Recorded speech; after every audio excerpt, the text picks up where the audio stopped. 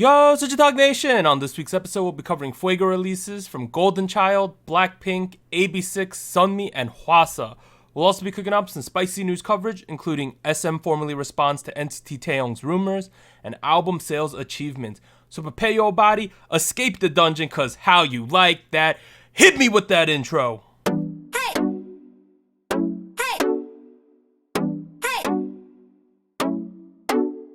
Hey, what's up everyone? This is SojuTalk, your weekly shot at K-pop. We're coming at you with a super spicy episode 93, and we're recording on Tuesday, June 30th, 2020. I'm Doug, and joining me today we got Warren. Hey, what's up everybody?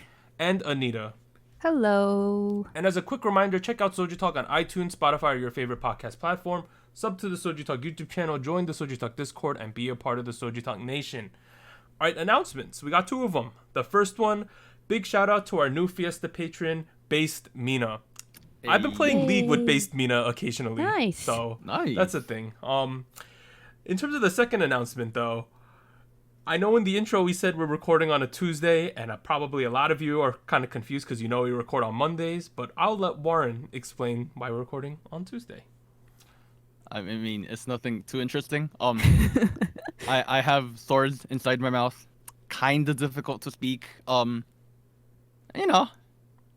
It's all right. If I sound a little awkward, or like if I sound like I have gobstoppers in my mouth today, now you know why. You sound fine. I was I had never I've had canker-sores before. I think everyone has, right? I've never had them so bad where it impeded my speech though. That's why I was kind of shocked yesterday when you messaged us. They were easily the size of my fingernails, and there were two of those. So. Bro, you got like a vitamin deficiency or something, fam. Yeah, I just think it's a very bad infection I got somehow. Okay, but you're better now. We're good now. Kind of. I'm you know what, Warren? Getting there. You know what, Warren? Yeah. We are now at part 1 of SojuTalk episode 93, where we discuss big new releases, take a quick rewind, and hit you with the music show winners. Let's get it. I know we're recording on Tuesday, which means technically we could cover the Tuesday songs, but we're going to hold off on them till next week. So the weekly song will be covered next week. So just letting everyone know. But for this week, on June 23rd, Tuesday, we had Golden Child with one, in parentheses, Lucid Dream. On June 26th, Friday, we had BlackPink with How You Like That. And then on June 29th, Monday, we had a bunch of songs came out, but the three we're going to cover are AB6's The Answer, Sunmi's Pporappippam, and Hwasa's Maria. Let's start at the top, though, with Golden Child's One Lucid Dream. So they are from Woollim, which is like Warren's favorite company. Debuted in 2017. Last three songs were Without You, Wannabe, Spring Again, one music show win so far. Okay, Golden Child. I listened to the past few Golden Child songs on top of listening to One Lucid Dream. They really rely on like bass lines in the chorus. That seems to be one of the main things they do. They have this electronic sound.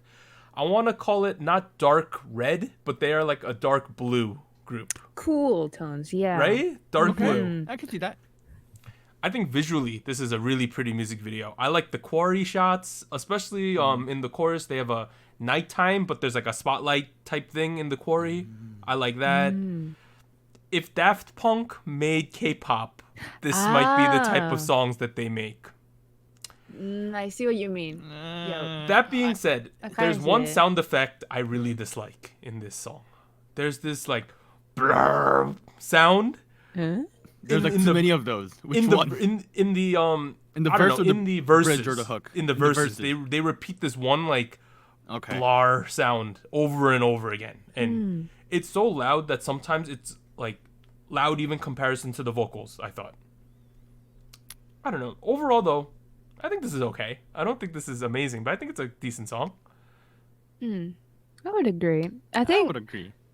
For me, I do feel like they're going along with previous sounds. Like this sounds very much in line with their other release. So much water on myself. I spilled so much water. Yeah, my god. Okay, I just took a bath right now. Keep going. I had no idea this just happened. What? Okay, go. Anyway, yes, but I agree on what Doug said about the cool but dark themes. It's a little different than what we call the dark concept that a lot of boy groups have been doing. Because I do feel like it's more on the I guess, more on the less aggressive side of the dark concept, I would say. Um, for me, I feel like because this song does have very similar sounds to their previous releases, it almost felt a little forgettable. And I think it was the lack of difference in between the verses and the chorus. Like it seemed very, very similar. I didn't feel like there was enough contrast to know, like, oh yes, definitely we're in the chorus or like the peak of the song. And I don't know. I guess maybe for me, I felt like there should have been a little bit more difference, just to create more contrast.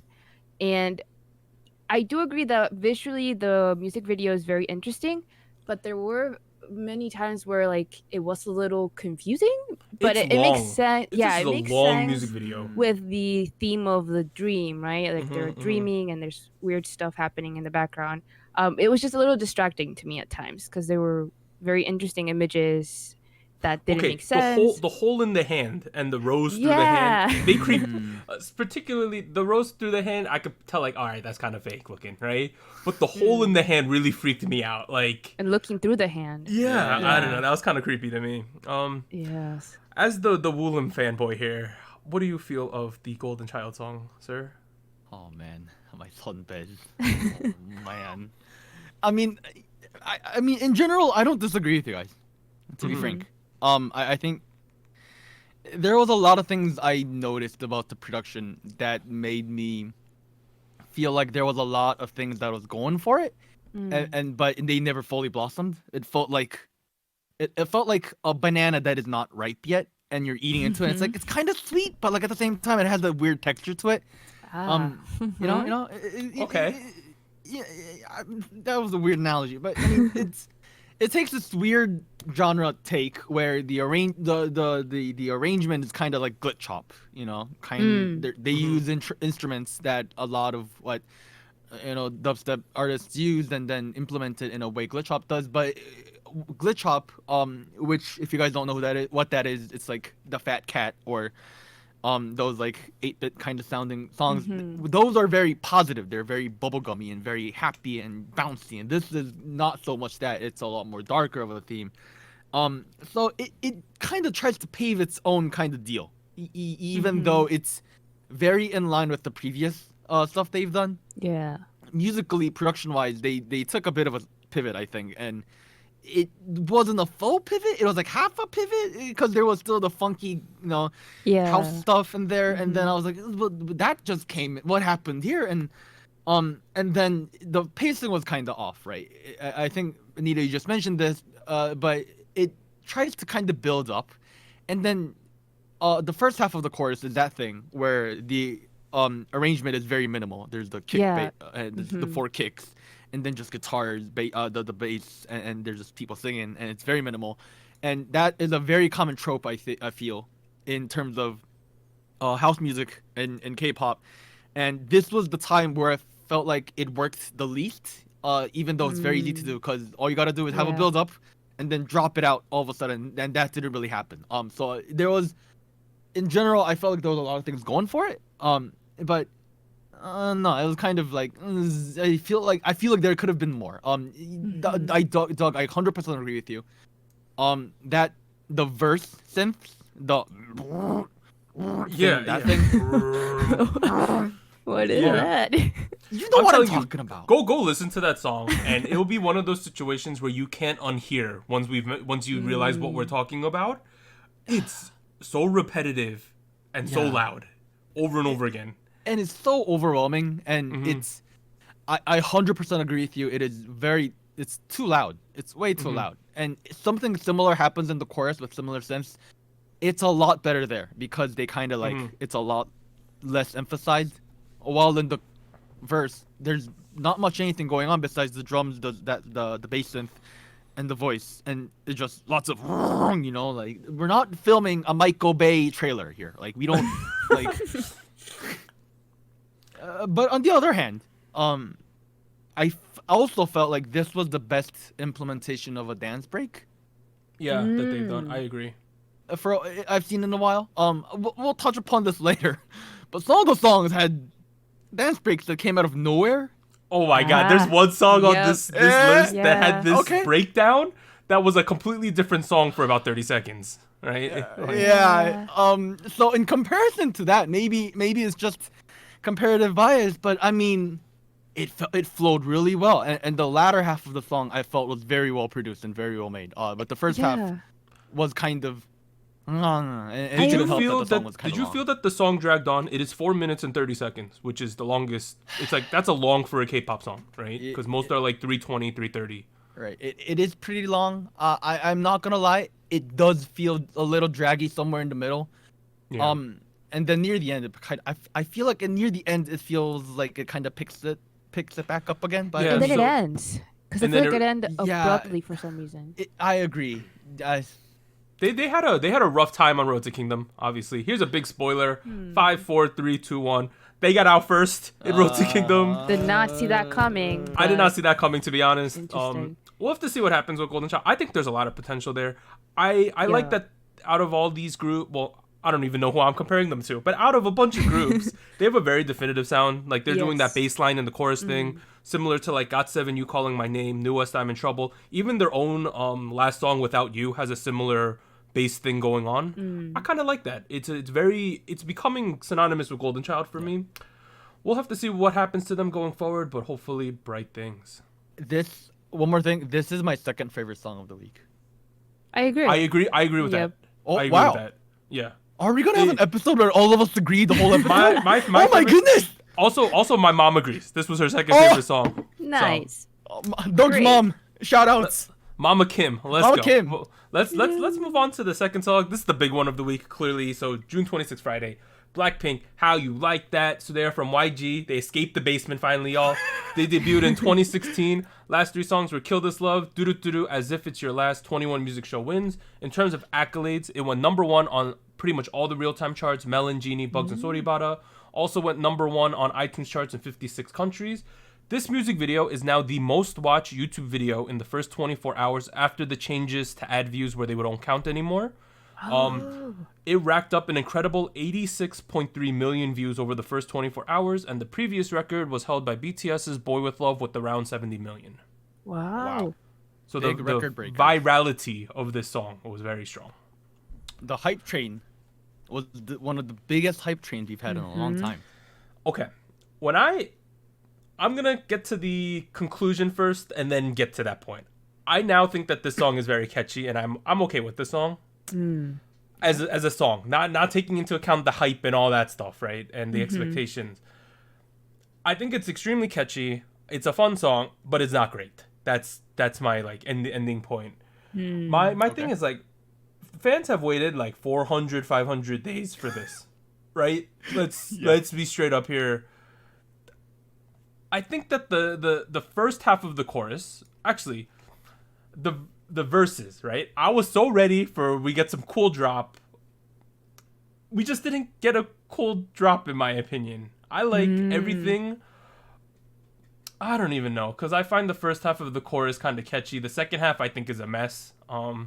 Wait, by first half of the chorus, are you talking about dong dong dong dong dong dong dong dong, or are you talking about how you like? No, I don't like. Okay. So. I'm still very conflicted about the song, as you can probably tell. How about you let Anita talk? Anita go. Let me compose myself. Yeah. I think I'm in the camp that kind of feels like this is very much BlackPink's sound. I feel like 100%. It was not that camp something is everybody's camp. New. Yeah, it was not something new. So I was like, okay, I can listen to this and I know what I'm gonna get. I think. Visually, I thought it was great because I think everybody looked great. It looks like other BlackPink music videos, though.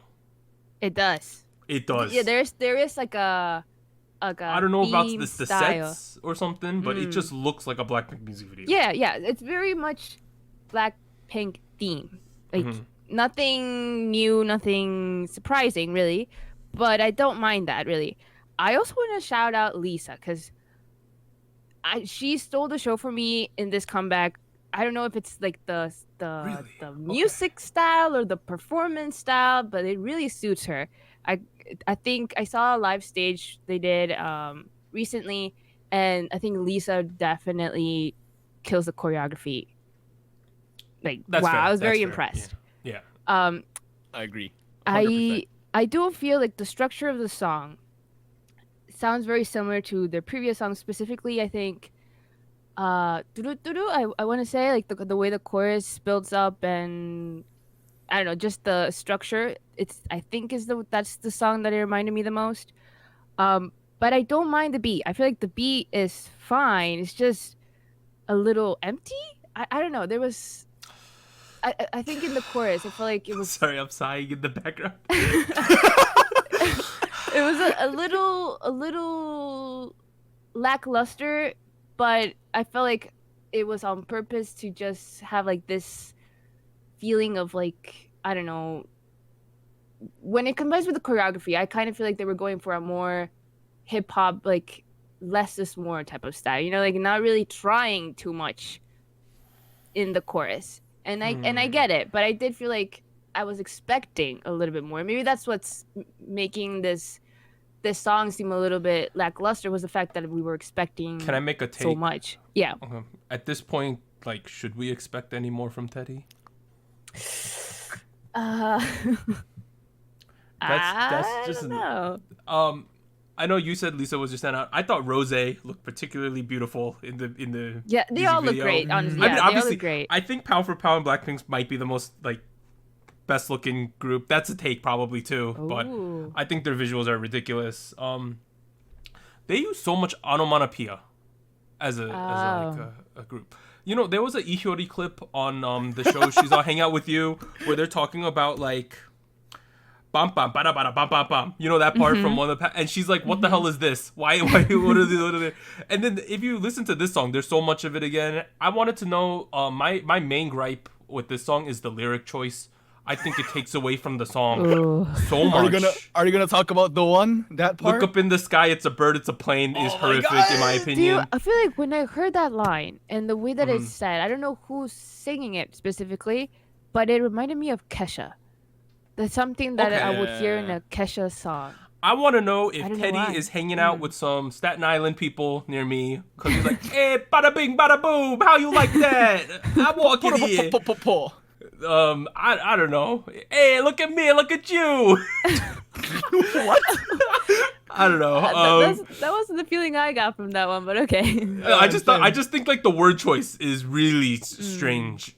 Also, like, look at me, look at you. I looked at them. I looked at myself in the mirror. I was like, damn, you kind of ugly, fam. That was like I felt self-conscious watching this music video. They telling me, look at you now, look at me. I was like, yep, there's a big difference.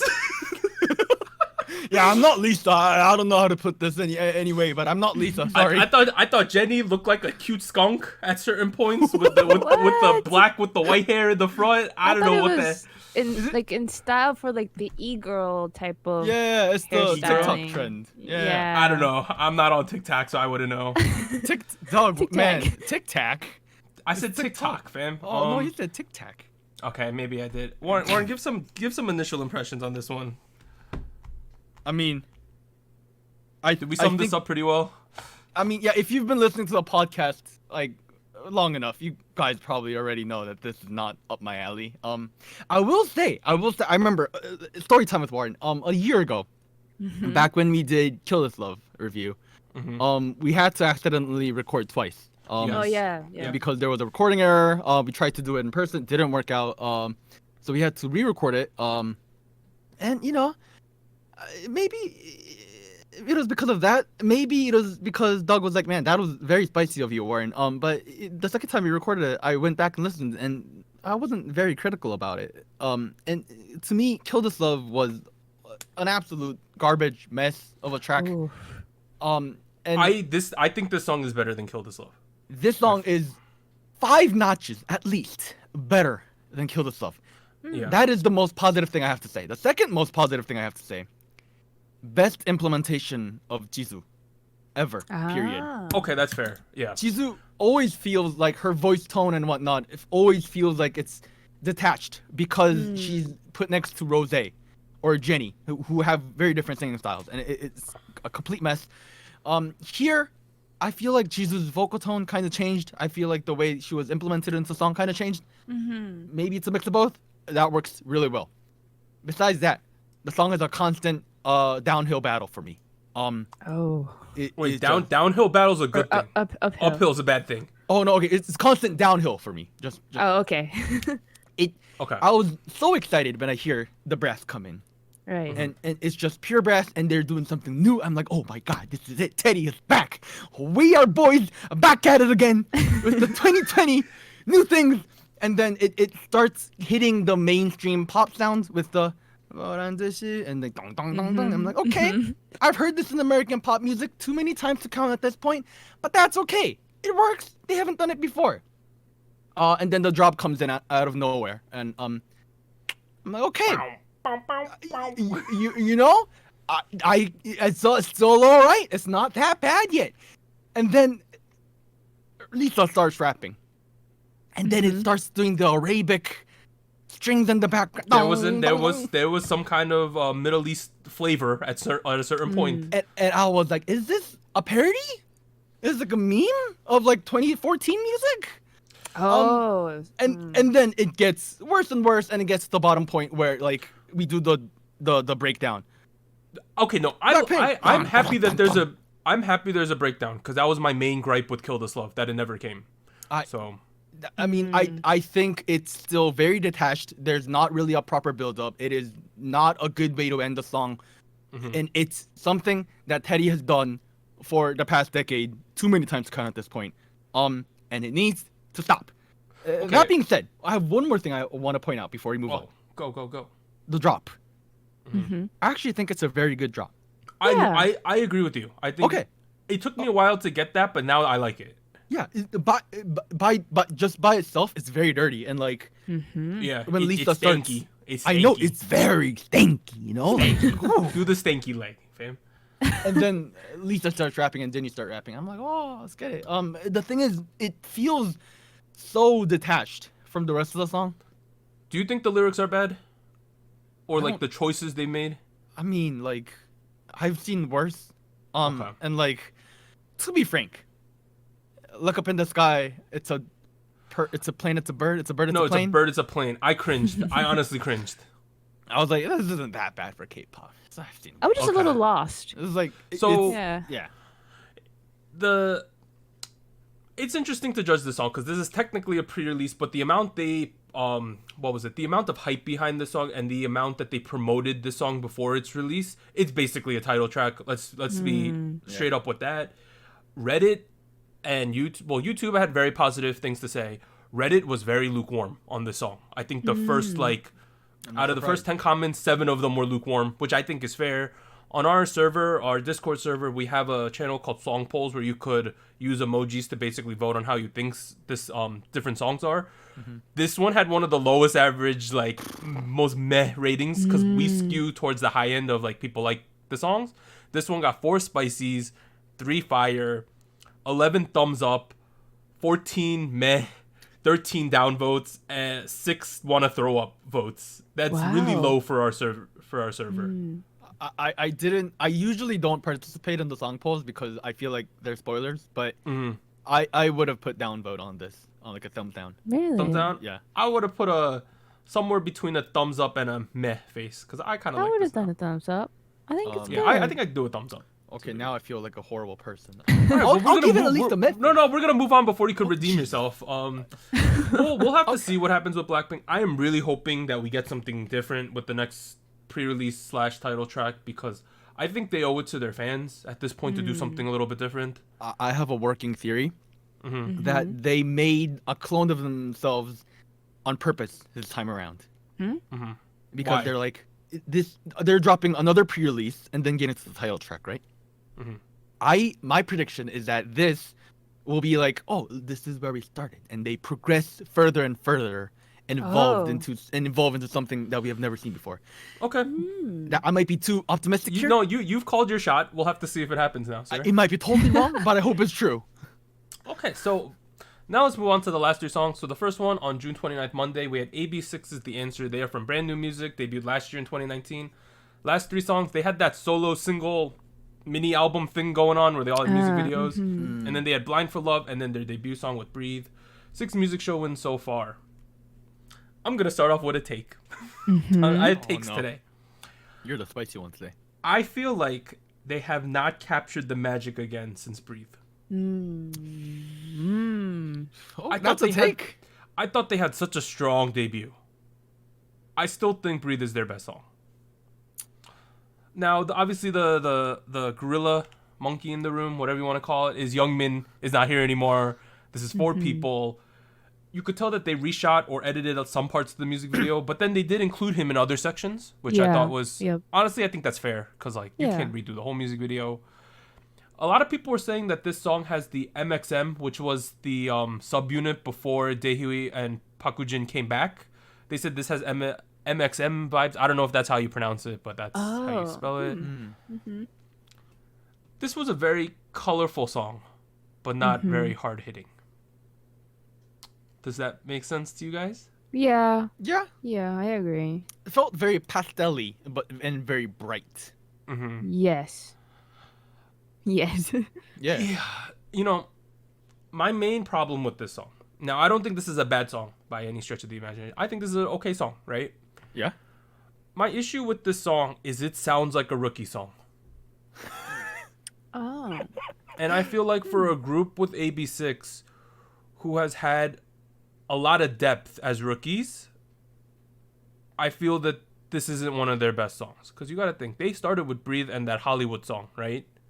Oh, yeah. Those are very strong, we coming at you songs, right? Maybe it's just because of the season and they wanted to do something more lighthearted. But at the same time, it's I'm looking at where they've already been and compare it to now. It got me thinking a little. I think I would agree because I guess if we see most boy group progressions, we would expect this, the youthful, more, I guess, pastel-y sounding songs to come first and then transition into darker concepts, but they did the opposite. For me, I feel like I enjoy the song. I think it has some good instrumentation. I like the guitar sound they have going on, so it gives a very poppy, I don't know, a very bright sound to it, and I like it. My concern with the music video was that it felt like there was so much going on as far as colors that it was a little overwhelming. I felt like they could have done less. Less would have been more in this case as far as the music video, because I felt like it was too much of the colors. Less is more. Yeah, less is more in this case. But yeah, I feel positive about this song, but it's not necessarily where I would expect them to be at this point. Like you mentioned, Doug, I feel like they could have gone darker, stronger as this comeback now a year in. Maybe the expectations are too high for them. No, because they started off so strong. No, you're not. I wouldn't say your expectations are high or low for that matter. You have certain expectations. Because when an artist releases music, there's a discography. There's an there should always be an overall pushing forward narrative in a discography, and whether it be weak or whether it be strong is up to the artist and the production. But it's usually not really a great thing, especially for a pop artist, to kind of pivot so hard without any precursors, without any forewarnings, without retaining their previous sound or their narrative or their tone or anything for that matter, besides their actual physical voices. It feels very out of expectations and not in a not a good way. And it's easy to argue that artists should have the freedom to do whatever they want, and they don't have the responsibility to meet fan expectations. But we're talking about a pop group here. Their listeners only expect so much, and these aren't this isn't like the next like Sonu Jong-ah, like indie artist that does whatever they want kind of deal, right? When AB6 come back, there is a reason fans started standing behind AB6. That was kind of thrown out the window with this track. So my question was, what are you trying to achieve? What was the purpose? What was the goal? Because that seems a little missing. And the progression from I'm a happy pastel boy to I'm a dark man now kind of works because that it kind of mirrors the age progression. Maturity, right? yeah. Right, maturity. And somehow they kind of went reverse, which, I mean, you could easily be a fan that's like, oh man, like, my oppas, they can also be cute soonyans. Like, if you're a fan, you could be like, oh, I like this, like, palette refreshing type of thing. Right. I get that. Yeah, but at the same time, it's like, okay, I mean, you set up certain expectations, you build into it, and then you move out, like, it was kind of like The Last Jedi, if you will, like, for Star Wars.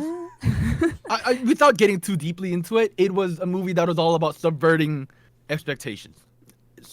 I won't argue whether that's good or bad, but the response was very, why? Why? This isn't the next independent film that's going to be fed into the cons. This is Star Wars. The thing about this song is, from a decision-making standpoint, you had to have known that this is not a type of song that you would think would ever, like, extremely blow up, right? Just on a surface level when listening to the song, right? Right. I feel like, at least this point in K-pop, the whole name of the game is to try to get something that will blow up, right? You have to, I don't know, this just felt very safe. It felt too safe, and I thought for a second it might have been because they had a scandal recently, then I realized that, well, that timing couldn't work out, obviously. No, right? and the thing is, it's brand new music, and they're known for more harder concepts as a whole. Right. That's why this was a little bit interesting to me. I mean, I still think it's a fine song. I just dropped my phone. But I don't think it's gonna, like, progress them in the ways that they want, which is the whole point of releasing new music. Which I think is a bit of a shame. What was the biggest letdown for me was that when they were doing the house stuff with, like, Hollywood and Blind for Love and what's the other one? Breathe and, like, whatnot. Right. It was very top of the class. Very well polished. Very good finish. Very good texture on that house thing. And now switching over to Bubblegum, I was like, okay, maybe it'll retain that high level of finish. And that, to me, felt like it was missing because, like you guys mentioned, it felt like there wasn't a lot of, like, wasn't a lot of ups and downs, and, like, you got the idea. We're also going too deep because, like, obviously it's a fine song. It's just, like, not the song, right? I think that's the best way to put it. Something different from them. It's definitely something not what different. I expected, Which, if you wanted something different, you got it. But I guess the three of us just feel like we wanted something a little bit more for them. Yeah, if you're gonna switch, that's fine, but, like, retain the level of what makes you. That's a good way to put it. Let's move on to the next one. Sunmi's Pporappippam. Okay, the name of the title in English is a mess, right? So many P's. It's Pporappippam, which basically means, like, purple light night, right? Yeah. Essentially. Pporappippam. And in Korean, the character is, like, it's a B sound, but then they choose to make them all P's in the Romanized English title, right? So it's technically Pporappippam, right? So it's a little bit weird. So she is now under Make Us. She debuted back in 2007 with Wonder Girls, 2013 as a solo artist. Her last 3 songs were La La Lay, Noir, and Siren. 16 music show wins as a solo artist. This is my favorite song of the week, hands down. Same. Yay! Can you give it spicy? I don't think it's spicy though. I don't think it's spicy level. I think it's good though. Oh no! How could you do this to me? What about you, Anita? Let's just get that discussion out of the way. Yeah, I don't know if I would give it spicy, but definitely my favorite. Yeah. You think this is a spicy level song? This is a spicy level song. Easily. Really? Why? Why? It's really good. Okay. It has this neutral moments, right? It has the whole retro thing going on. Yes. The bass, the 80s Japanese stuff. I don't want to say city pop, but, like, she called it city pop. They called it city pop in their promotional materials, I believe. Oh. And people were calling it somewhere in the neighborhood of city pop, synth pop, retro thing. That's, like, the neighborhood it lives in. Very funky synth pop. Good stuff. Love it. It brings that in really well. Takes a very modern approach to it. Adds this whole funk thing in. It fits her as a person perfectly, this kind of song. Everything just is, it's like a perfectly ticking clock. Every gear is just moving and spinning. Just this is the a concept, really... the production, the instrumentation, Yeah. her music video. The package is great, right? Yes. I think. Obviously, her visuals are next level. She retains her like signature quirkiness, where like Sunmi's like a beautiful alien because she's a little bit weird. If you see her off camera, she's also a little bit weird, and specifically some of her social media stuff is like the funniest stuff in the game. I think she's just really funny on there, so check that out. I don't know. There's not so much to say about this song. It's just really like solid, right? Like. I think this is one of the most like if this song comes up on the playlist, you're like, oh yeah, this one came up. Let's go, right? Yeah, I think. Oh, keep going. No, this is the moment you put on your aerobic uniform, start dancing. That meme? Okay, I'm sorry. I think that she had been. So obviously she had the mega hit of Gashina, right? Like that was a monster hit, and then she kind of retained that level of success with Heroine and Siren, I would say. And then people, I guess the general consensus was that Noir and La La Lay weren't her best songs. I think this is a great rebound in the positive direction again for her, because particularly I was not a huge fan of La La Lay. What? Specifically. I think it's a little bit too weird for my taste. I don't know. See, this is where I'm like, this is a perfect song. Because it balances the weird, quirky experimentation and very popular, friendly tastes of music very well. That's what pop music should be doing. That's the whole point of pop genre. This is it. Mic drop. This is it, guys. I want to look up where this is charting relative to the. Okay, so the Hwasa song is charting higher than this one right now. Guys, how could you do this to me? So on iChart, How You Like That's number 1 still. Maria, which we'll cover next, from Hwasa's 3rd place. IU, the 8th song featuring Suga, is still in 4th place, and then 5th place is this song. So at least we got 5th place, boys. At least we did it. Yeah, I mean, this is one of those songs. There's not too much stuff. I really like the scene where she's on the mirror. I thought that was very creative. I like that. She's a Teletubby at one point. Oh, that's my favorite scene. Yeah. I don't know. The thing I like about Sunmi is she is still really good friends with JYP, not just the agency but the man himself.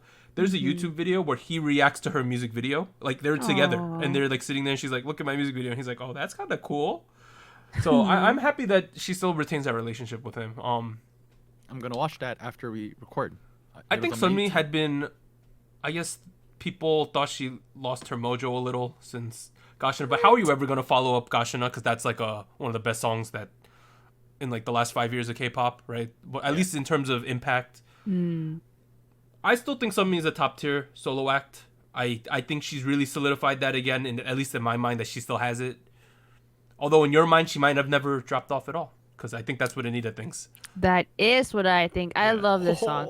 I think if you know the themes, the sounds that I really gravitate to. This is an Anita song. It's the city pop, it's the sparkly pop, it's the synths, the retro stuff. But like Warren mentioned, I feel like this incorporates it in a way that it's not like so overwhelming. Like you feel the reference, but it still feels new. It still feels a little different. And I think it has to do a lot with the styling and the color scheme that they had going on. It's so beautiful. I love all of the outfits, all of the sets they had going on, like the billboard thing they had going on. I thought was really nice. The fireworks, everything works for this song. I also really like the flute or wind instrument. Yeah, there was a flute. Thing There was a flute thing. Yeah. It was really, really nice. It adds like this like Piccolo flute, like fantasy vibe to it that the video also seems to have. And yeah, I think this song is definitely going back more to Heroine in the chorus, because I feel like even there's like a move that seems a little bit like in the choreo of that song. And I don't mind that.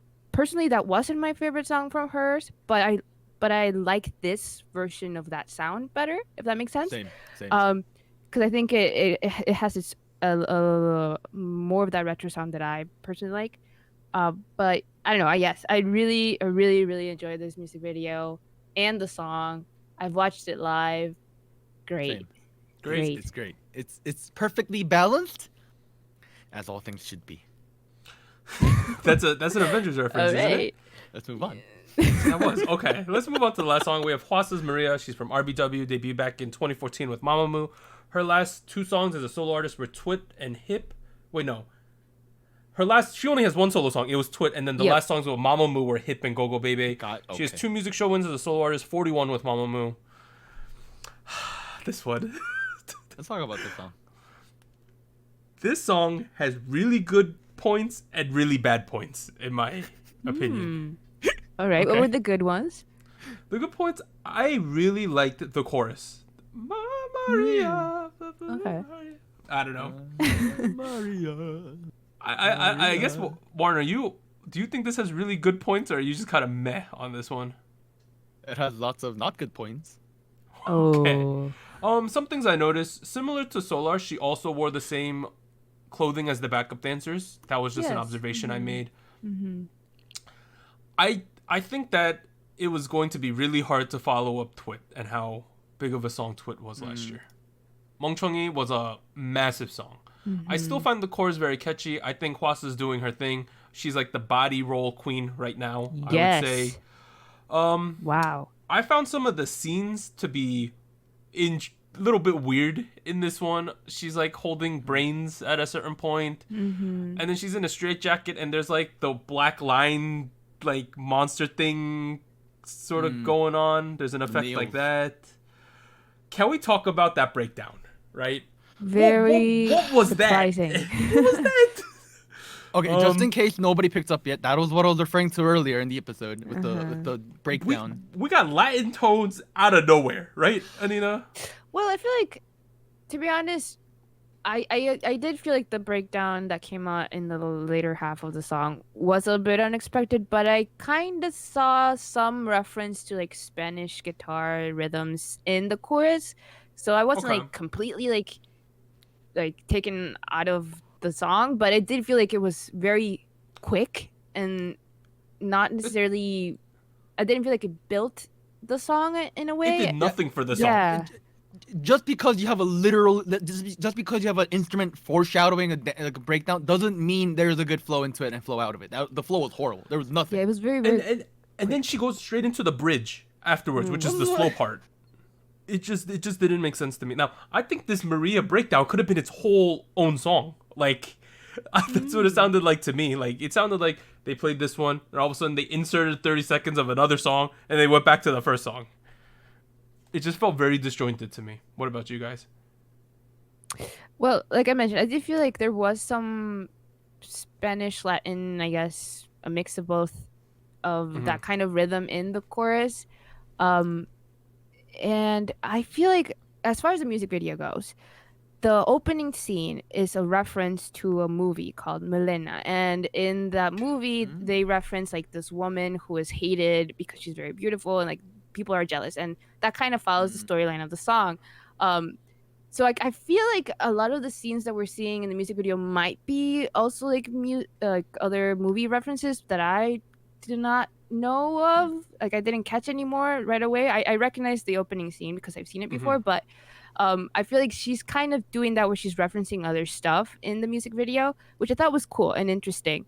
Another thing that I liked about the music video was after the breakdown, after the song is over, there's a scene where the rest of the Mamamoo members come in and it's like happy, right? And I feel like, oh, this seems like an alternate ending, really, because I feel like it seems that she gets to meet her friends in this ending of the song, but in the beginning it looked like a crime scene, like somebody died. Yeah, it was pretty dark. Yeah, so I thought the storyline of the music video was really interesting to me.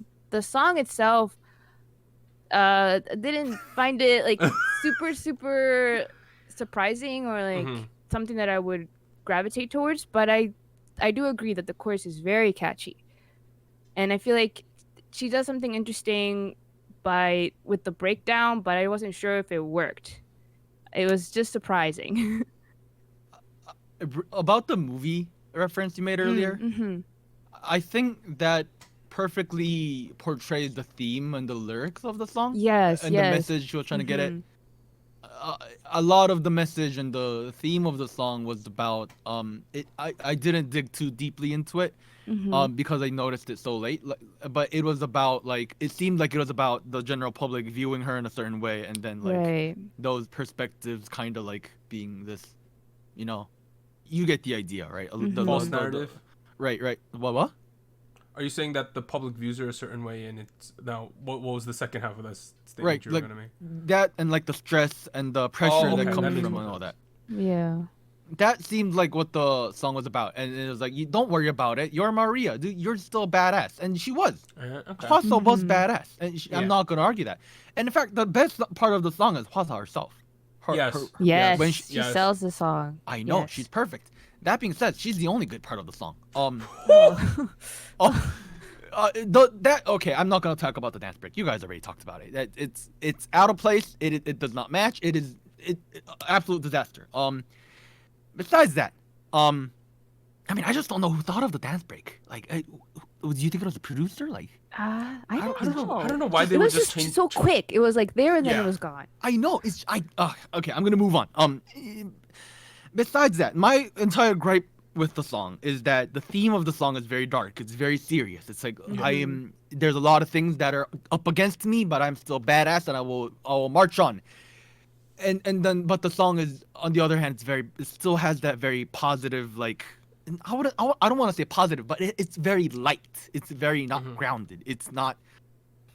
It's almost one of those things where the music video and the theme could work for a Billie Eilish kind of song, and this one feels more like a Rihanna kind of dance track, Oh, that's a good way to put it. Interesting. That's a really good way to put it. And because those two things are happening at the same time, especially with the music video, things feel very disjointed. And the song, sure, it still has more of a dark flavor. It's written in minor, whatever, but it reminds me of earlier Gray songs. Gray being the hip hop producer. And if you go listen to his older stuff, like one that comes to my mind right now is I can't think of any. Just look up Gray 2013, 2014, 2015. It's like songs by Swings and whatnot. They have a very pop approach, and they are very bouncy. Some of them lean a little minor tone. The thing with that is it works for Gray because it still has that positive vibe, that positive push, the energy. That was not what the song is about. It's maybe a little bit of, I am Hwasa, I am Maria, I'll push forward, that's there. But the rest of the music video is like, blood, look at this, I have brains, I'm whatever, like, so much that feels disjointed. So much that it feels like they failed to commit to a certain thing and then just splat apart. And that also applies to the dance break. Can I make one question before we move on real quick? Yeah. Now that we've had solo projects from almost all the Mamamoo members, and they've all kind of been out there, meaning not a very Mamamoo aesthetic, or at least what we would consider a Mamamoo aesthetic, it feels like the ones that are in my head are the Moonbyul, this one, and then the Solar ones, right? It seems like they are trying really hard to express themselves individually and go like committing so hard to doing that. Right? I could feel that, yeah. I can see that, and I agree with that. I don't know if that's the best thing though. It's just an observation, right? But it would be one thing if they tried to express themselves and it worked really well. I don't think any of those three in particular were tremendous though. Don't get me wrong, I'm always a fan of when an artist tries to express themselves. Yeah, of course. But it only works well if it's implemented and executed correctly. This I felt like was not a very good example of that. Okay, but other releases this week include Ravi featuring April's Noun with Rain, Ace with Stand By You, TXT Externally, and Stray Kids Blueprint. Those are both B-side music videos. The TXT one's like 18 minutes long or something. I have comments about that at the end, but yes. Yeah, we had Woods, who's also known as Joseon Young, formerly of X1. He released Love Me Harder, and then we had Third Eye with Yezer. A quick rewind. So back on episode 90, we reviewed Victon's Mayday, Treasures, Bang Ye-dam's Wayo, and Super Junior KRY's When We Were Us. I've listened to that Bangyedam song a lot. I really like that song now. Same. That's probably the one I've listened to the most. Yeah, I completely agree with that. Warren, I doubt you. Well, have you listened to Victon? Of course I have. Are you kidding me? Really? I sent you. I tagged you on our Discord that Sungu was on Men's Health. Wow. just want to let you know. He was shirtless on one of the cover versions, I believe. He was looking jacked, but Koreans Men's Health they photoshopped the crap out of them. I think that everyone knows that. I don't care. He looks just letting you know, you could have done your laundry on his abs. Just pointing that out. Yeah, Bangyedam's Whale. I'm very curious as to what the main treasure song will eventually be when they debut. I'm very curious. But the K-pop oldie of the week is Beast's Fiction, which is one of the legendary songs from back in 2011. That foot shuffle. Foot shuffle. Yep. Korean crip walk, whatever you want to call it. You they were put your doing hands in your pockets. Yeah, it's one of the most legendary songs and point choreographies of all time. I think very distinctive. Do you guys is this your favorite Beast song? Oh, I would have to look up all the songs because they've had a lot of bangers. It's up there. It's up there for sure. This is like my third favorite song in specific. Third? Okay, so tell us your favorite before we move on. The first one I don't remember the title of. Okay, that's great. All right. No, it's Shock? No, Shock is my second favorite. Breathe? No, I don't think it was Breathe. It's the one where like it's the very bubblegummy one where they're like dressed in pink. Oh. Okay, well, cool. Thanks for telling us and not actually telling us. Okay, let me But while you're doing that, Anita, hit us with them show winner this week. Yep, that's right. The group that swept the awards for the past week was Ice One with Secret Story of the Swan. So they won the show champion, M Countdown, Music Bank, show Music Court, Inkigayo. So 6 show wins so far. Yep, I'll read the next part. So Secret Story of the Swan is just the second song of 2020 to achieve a music show all kill after A-Pink's Dum Dum back in April. Whoa. In 2019, only G-Friend's Sunrise and Fever, as well as Red Velvet's Oompa Oompa, achieved this feat. So it is very difficult to do this, to win all 6 in 1 week. I know because it is Tuesday and we're recording, IZ*ONE also won on the show today. So they have 7 wins right now. Amazing. So shout out to IZ*ONE. Yes. Mark, are you able to find this or no? Because I'm going to end this part real quick if you don't. Beautiful. Beautiful? Okay. That's a great song. Beast, beautiful. But we are now at the end of part 1 of SojuTalk episode 93. If you are listening to the audio version, sit tight. And if you're on YouTube, head over to the episode 93 part 2 video. We'll be back after a short break. 3, 2, 1.